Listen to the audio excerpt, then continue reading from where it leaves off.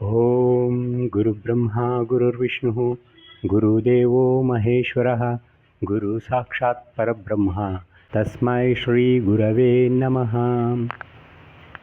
ಎಲ್ಲ ಸದ್ಗುರುಗಳಿಗೂ ಮತ್ತು ಎಲ್ಲರಲ್ಲಿಯೂ ಅಂತರ್ಗತವಾಗಿರುವ ಆತ್ಮವೆಂಬ ಗುರುವಿಗೂ ನನ್ನ ಅನಂತ ಪ್ರಣಾಮಗಳನ್ನು ಹೇಳುತ್ತಾ, ಅಂತರಾತ್ಮದ ಬೆಳಕಿನೆಡೆಗೆ ಕಾರ್ಯಕ್ರಮಕ್ಕೆ ಎಲ್ಲರಿಗೂ ಸ್ವಾಗತವನ್ನು ಕೋರುತ್ತಿದ್ದೇನೆ.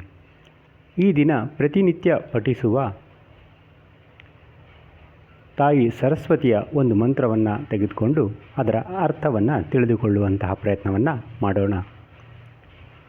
ಸರಸ್ವತಿಯು ವಿದ್ಯೆಗೆ, ಶಬ್ದಕ್ಕೆ ಅಧಿದೇವತೆ.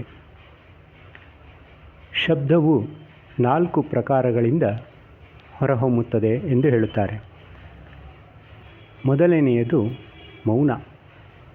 ಇದನ್ನು ಪರ, ನಂತರ ಪಶ್ಯಂತಿ, ಮಧ್ಯಮ, ವೈಖರಿ, ಈ 4 ಪ್ರಕಾರವಾಗಿ ಹೇಳ್ತಾರೆ.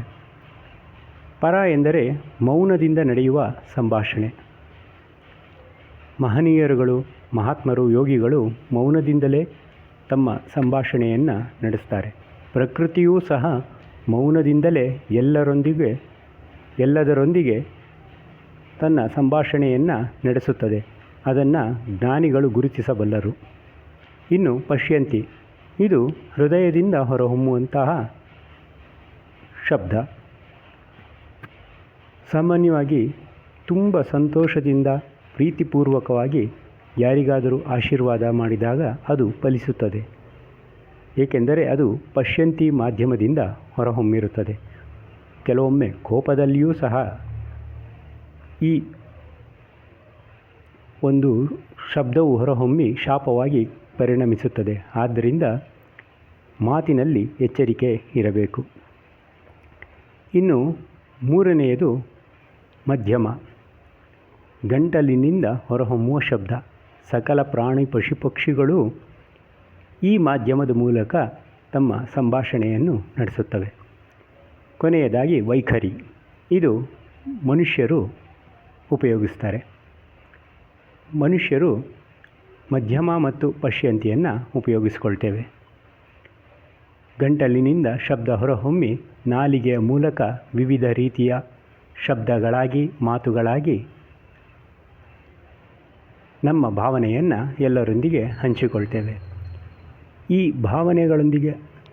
ಭಾವನೆಗಳನ್ನು ಹಂಚಿಕೊಳ್ಳುವ ಮೂಲಕವೇ ವಿದ್ಯೆಯನ್ನು ಸಹ ನಾವು ಕಲಿತಿರುತ್ತೇವೆ. ಹಾಗಾಗಿ ಈ ಎಲ್ಲಕ್ಕೂ ಅಧಿದೇವತೆಯಾದ ಸರಸ್ವತಿ ಮಾತೆಯ ಮಂತ್ರವನ್ನು ಈಗ ನೋಡೋಣ. ಓಂ ಸರಸ್ವತಿ ನಮಸ್ತುಭ್ಯಂ ವರದೆ ಕಾಮಿರೂಪಿಣಿ ವಿದ್ಯಾರಂಭಂ ಕರಿಷ್ಯಾಮಿ ಸಿದ್ಧಿರ್ಭವತು ಮೇ ಸದಾ. ಇದರ ಅರ್ಥ: ಸರಸ್ವತಿ ನಮಸ್ತುಭ್ಯಂ, ಸ್ವರಕ್ಕೆ ಅಧಿದೇವತೆಯಾದ ತಾಯಿ ಸರಸ್ವತಿಯೇ, ನಿನ್ನನ್ನು ನಮಿಸುತ್ತೇನೆ ಮತ್ತು ಸ್ತುತಿಸುತ್ತೇನೆ. ವರದೆ ಕಾಮರೂಪಿಣಿ, ಬಯಸಿದ್ದನ್ನೆಲ್ಲವನ್ನೂ ಕೊಡುವಂತಹ, ವರವಾಗಿ ನೀಡುವಂತಹ ತಾಯಿಯೇ.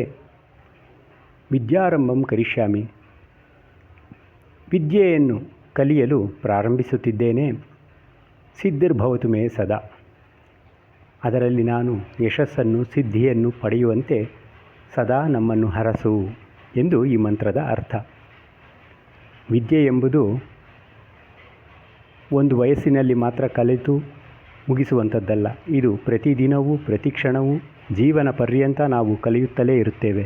ಹಾಗಾಗಿ ಪ್ರತಿದಿನವೂ ತಾಯಿ ಸರಸ್ವತಿಯನ್ನು ಭಕ್ತಿಯಿಂದ ಸ್ತುತಿಸಿ ನಮಿಸೋಣ. ಮುಂದೆ ಮತ್ತೊಂದು ಮಂತ್ರದೊಂದಿಗೆ ಭೇಟಿಯಾಗೋಣ. ಎಲ್ಲರಿಗೂ ನಮಸ್ಕಾರ. ಹರಿ ಓಂ.